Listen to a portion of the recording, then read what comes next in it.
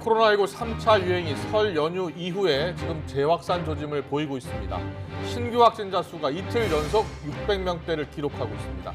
정부는 오늘 예정대로 사회적 거리두기 체계 개편 방향을 설명했는데요. 거리두기 단계를 단순화하고 영업 금지를 최소화하기로 했습니다. 취재기자 연결해서 알아봅니다. 김종균 기자.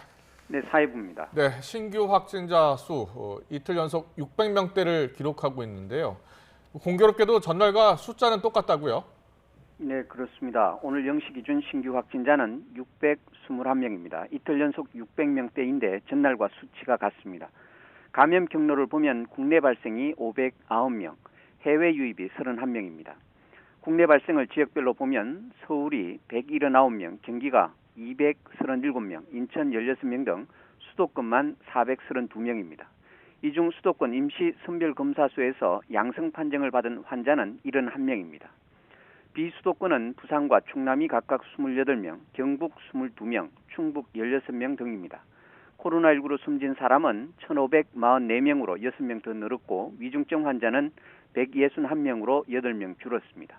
최근 확진자 급증은 대규모 사업장의 집단 발병과 설 연휴 가족 모임의 영향이 큽니다. 중앙방역대책본부는 올해 들어 대규모 사업장 집단 감염이 모두 52건으로 관련 확진자만 1,300여 명에 달한다고 밝혔습니다. 또 설 연휴 가족 모임과 관련한 집단 감염이 전국에서 속속 확인되고 있습니다. 방대부는 오늘 광주와 부산, 경북에서 가족 집단 감염 3건이 추가로 확인됐고 앞서 2건을 합치면 모두 5건 정도의 집단 발병을 확인했다고 말했습니다. 네, 그리고 새로운 사회적 거리두기 단계 개편 방향이 나왔다고요?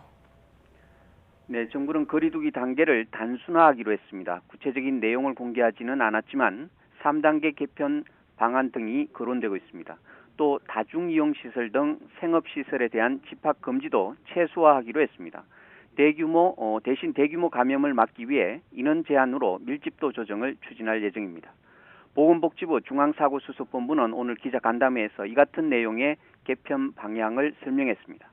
예를 들어 미국은 코로나19 확산세가 거세지면 식당과 술집은 최대 4인까지만 이용할 수 있게 하고 밤 10시 이후엔 매장 내 영업을 중단케 하는데 이런 방식이 도입될 가능성이 큽니다.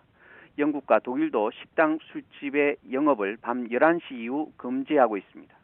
정부는 아울러 각 시설의 책임성을 강화하기 위해 방역수칙 위반 시 원스트라이크 아웃제 등을 도입하는 등 처벌을 강화하기로 했습니다.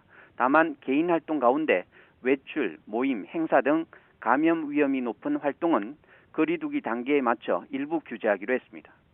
지금까지 사회부에서 YTN 김종일입니다.